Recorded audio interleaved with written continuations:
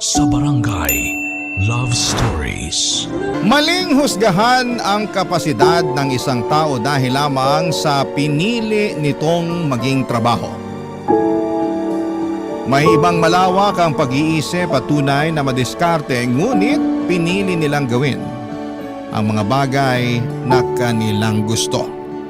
Ikaw kabarangay, isa ka rin ba sa mga mapanghusga sa mga tao sa paligid mo? Dear Papa Dudut, mapagpalang araw po Papa Dudut, ako po si Chen at okay lang kung hindi ninyo baguhin ang pangalan ko. Taga Tagum City nga po pala ako at nag-iisang anak naman ng mga magulang ko na pareho na pong retirado.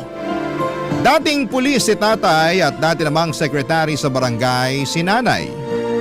Sa 28 years po na nag-i-exist ako noon sa mundo, ay isang beses pa lamang po ako nagkaroon ng boyfriend.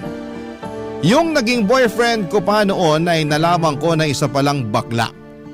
Kaya pagkatapos niya ay wala nang naging kasunod pa. Masyado po kasing istrikto ang mga magulang ko. Madalas ko pong dinadaan sa biro ang pagiging strikto nila, Papa Dudut. Sinasabi kong hindi naman ako kagandahan para paghigpitan. Para lang hindi ko masyadong isipin na sa edad kong yon noon ay hindi pa rin ako malayang mag-decide ng mag-isa para sa sarili ko. Sinasabi naman ng mga kaibigan ko na may choice ako na ipaglaban ang gusto ko. Pero hindi ko yon ginawa bilang respeto na rin kina nanay at tatay. Kahit kasi strikto sila, hindi naman sila naging masamang magulang. Gusto lang talaga nila na mapabuti ako kaya umabot sila sa ganon. Isa pa ay wala naman akong plano na tumandang dalaga na lamang. Nakikipag-usap naman ako sa mga gustong makipagkilala sa akin. Yung iba okay naman kausap, pero ewan ko ba Papa Dudut. Kapag bigla silang nanliligaw sa akin ay nawawalan ako ng gana.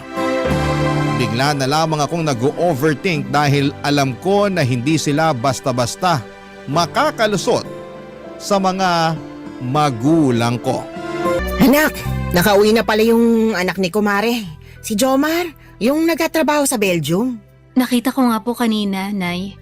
Oh, nakita mo na pala siya eh. Nagkausap na ba kayo? Hindi pa po eh. Hindi naman po kami close nun. Ay sus, babagal-bagal ka naman anak. Di ba't magkalaro kayo nung mga bata pa kayo? Nay naman, mga bata pa po kami nun. Matatanda na kami ngayon. Hindi na kami pwedeng maglaro. Tsaka sigurado ako may girlfriend na yun. Wala pa. Nakausap ko na siya kanina. Nak, tama nanay mo. Makipagkilala ka na kay Jomar.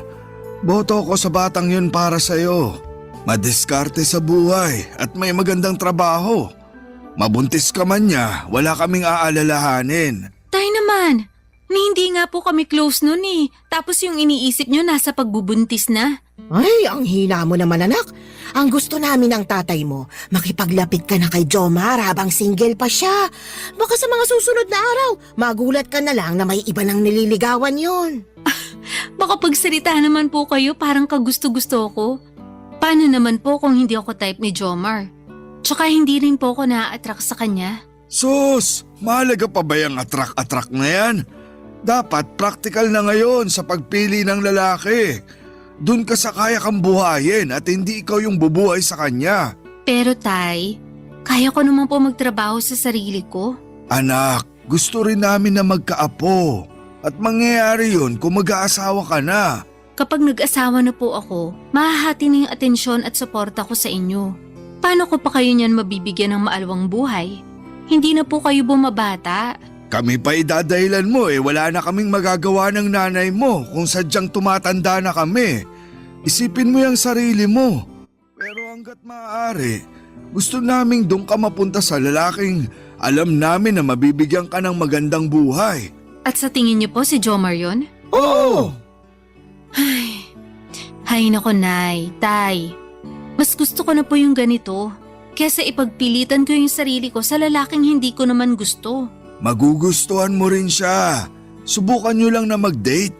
Siguro naman, Sapat na yung isang gabi para maging malapit kayo sa isa't isa. Kayang-kaya nyo naman ibalik yung pinagsamahan nyo nung mga bata pa kayo. Tay, iba na po yung sitwasyon ngayon. Sobrang tagal na po nung sinasabi nyo, kaya imposible talaga na magustuhan ako ni Jomar. Lalo na ngayon, sigurado ako na marami na siya nakilalang magagandang babae sa Belgium. Kaya malamang, mataas ng standards niya pagdating sa mga nakakarelasyon niya. Hindi naman siya lugi sa'yo Maganda naman trabaho mo. Teacher ka, maayos ka sa sarili. Tsaka, hindi ka naman pangit, anak. Kahit ano pa pong sabihin nyo, hindi talaga ako makikipag-close kay Jomar. Ay, nasasabi mo lang yan ngayon kasi hindi pa kayo nagkakausap. Ayaan mo't mga minsan iimbitahan ko siya rito para maghapunan. Tama, mabait naman yung batang yon. Siguradong hindi yung tatanggi. Baka nga matuwa pa siya dahil matagal-tagal din kayong hindi nagkausap. Ay, bahala na nga po kayo.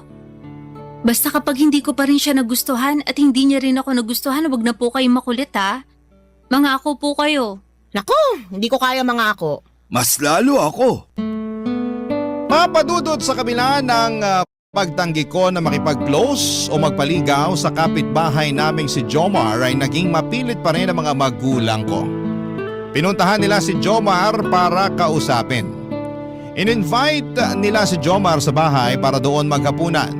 Kaya naman kahit na naiilang ako sa kanya ay napilitan akong kausapin siya. Hiyang-hiya ako noon tuwing ipinagmamalaki ako sa kanya ni nanay at tatay. At kung ano-ano pang mga sinasabi tungkol sa akin na parang pinipilit talaga si Jomar na magustuhan ako. Alam ko namang nagigets niya rin noon yung ginagawa ng mga magulang ko at napapansin ko na naiilang na rin siya sa sitwasyon namin.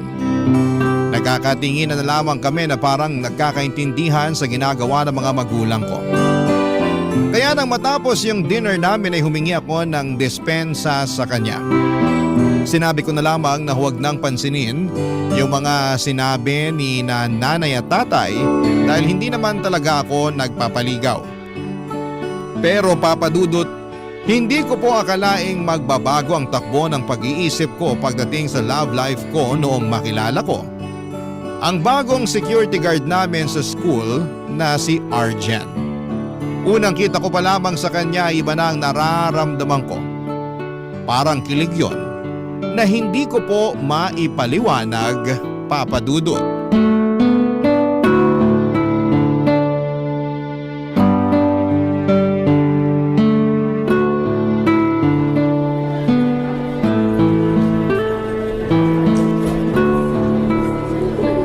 Aba, may bago na palang security guard dito sa school. Good morning, Ma'am Pretty. Good morning. Napalitan na pala si Manong guard dito. Nagpalipat ba siya? Nag-resign na po siya, Ma'am. Actually, tito ko po siya. Kaya nung nag-resign siya, inirekomenda niya ako dito sa school. Ganun ba? Opo, Ma'am. Ay, siya nga po pala. May nasabi sa akin si tito tungkol sa isa sa mga teacher dito na mabait tsaka maganda. Siya raw po yung madalas na nagbibigay ng banana bread sa kanya. Si Manong talaga. Kunento pa talaga niya yun. Favorite ko kasi yung banana bread kaya nagbe-bake ako. Minsan napaparami yung gawa ko kaya nagdadala ako dito sa school. Naisipan ko siyang bigyan. Hindi ko naman akalaing magugustuhan pala niya. Kaya every time na nagbe-bake ako, naiisip kong isama siya sa mga pinagbibigyan ko. Paano po yan? Wala na siya rito. Baka naman po pwedeng pamangkin naman yung bigyan. Hindi ko pala mahiyain, no? Nako, hindi po talaga. Tsaka sayang din po kasi yung pagkakataon na makatikim ako ng espesyal na banana bread. Ha? Paano naman naging special yung banana bread ko? Kasi dumaan sa mga kamay mo, Ma'am. Unang tingin ko pa nga lang sa'yo, alam ko nang masarap kang magluto. Alam mo, ibola mo na ako. Hayaan mo, pag nag-bake ulit ako, dadalhan ulit kita. Iyon oh. Thank you, Ma'am. Pero may bayad. Basta luto mo, Ma'am, walang problema. Alam mo, nakakatuwa ka. Ang gaan mong kausap. Teka, saan ka nga pala naka-duty bago ka napunta rito? Sa pawn shop po, Ma'am.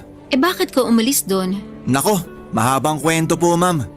Okay. Uunti-untiin ko po para lagi niyo akong kausapin tuwing maaga kayong pumapasok. Ganon? Opo, ma'am. Masaya rin po kasi kayong kausap. Pero sa totoo lang po, akala ko kanina susungitan niyo ako eh. Ha? Ano ka ba? Hindi ako ganon. Feeling ko nga, ganda-gandahan ako kapag ginawa ko yun eh. Pero hindi talaga. Sanay na yung mga tao dito na palangiti ako at masayahin. Ganyan-ganyan po yung tipo ko sa mga babae, ma'am. Yung tipong kapag kausap ka, hindi ako mahihiya o mahiilang kasi kaya akong sabayan. Ibig sabihin masayahin din yung girlfriend mo.